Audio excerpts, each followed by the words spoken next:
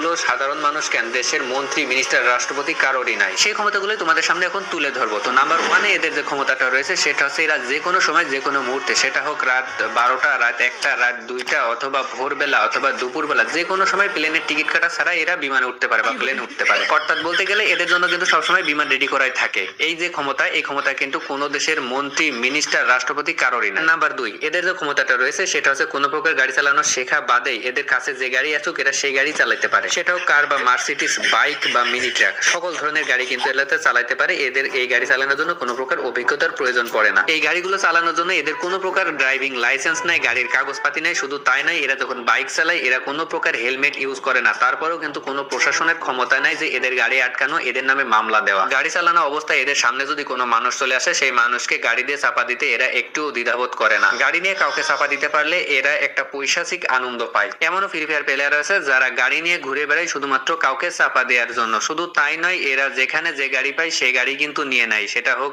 নিজের অথবা অন্যের। যেমনটা দেখো, এখানে গাড়ি নিয়ে ঘুরে বেড়াইতে বেড়াইতে সামনে একটা গাড়ি পেলো, কার গাড়ি সেটা জানার দরকার নেই, নিয়ে ভাগলো। এখানে যে ড্রাইভার গুলো আছে সবগুলো ড্রাইভারই কিন্তু একরকম, মেন রোড বাদ দিয়ে সাইড রোড দিয়ে যেখান সেখান দিয়ে গাড়ি চালায়। এরা কখনোই মেন রোডে গাড়ি চালায় না, কারণ এরা খুব সাহসী। তাছাড়া প্রশাসনের কোনো ভয় পায় না, গাড়ির কোনো ক্ষয়ক্ষতির ভয় পায় না। এরা যেদিক সেদিক দিয়ে গাড়ি চালায়, যেখানে সেখানে গাড়ি দিয়ে মেরে দেয়। তারপরেও এদের ভিতরে কোনো ভয় নাই।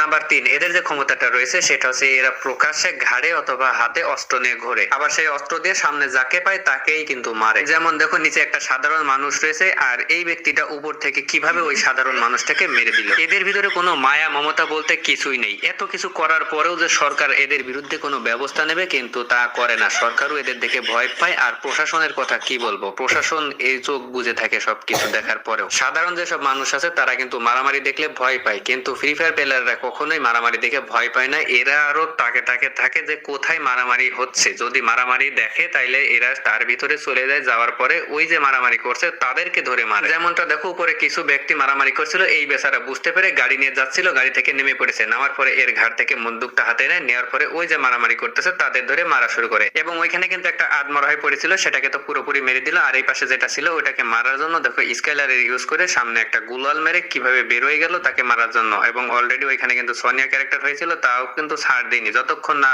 মরেছে ততক্ষণ কিন্তু এ মেরেই গেল এবং তাকেও মেরে দিল। আর এইদিকে কিন্তু আরেকটাকে দেখো, সোনিয়া বানানোর পরে নিজে জয় বাংলা হয়ে গেল। নিজের কি হলো সেটা কিন্তু এরা কখনোই ভাবে না, এদের সামনে যাই আসবে তাকেই মারার চিন্তা ভাবনাই থাকে। যেমনটা দেখো, এখানে গাড়ি নিয়ে যাচ্ছিল, সাধারণ একটা মানুষ পাশ দিয়ে যাচ্ছিল, যাওয়ার পরে দুইজন ব্যক্তি মিলে কিভাবে ওই সাধারণ মানুষটাকে মারলো। মারার পরে এই দেখো, এখানে এর টিমমেট কিন্তু ডাউন হয়ে গেছে, সেই টিমমেটকে রিভাইভ দিতে গেল, আবার অপোজিটে যে ছিল সে কিন্তু এর টিমমেটকে মেরে দিল। ভিডিওটা দেখে মিটমিট করে হাসার পরেও যারা এখনো ভিডিওতে লাইক করেনি তাদেরকে বলবো ভিডিওতে একটা লাইক করে দিও, এবং যদি ভিডিওটা ভালো লেগে থাকে তাহলে কমেন্টে জানিও। সেই সাথে বন্ধুদের কাছে ভিডিওটা শেয়ার করে দিও যাতে তারাও এটা দেখে বিনোদন নিতে পারে। তোমরা যদি কমেন্টে জানাও তাহলে আমি এই ধরনের ভিডিও আরো তোমাদেরকে উপহার দিব। এই ছিল আজকের ভিডিও, দেখা হবে নেক্সট ভিডিওতে। সে পর্যন্ত সবাই সুস্থ থাকো, ভালো থাকো।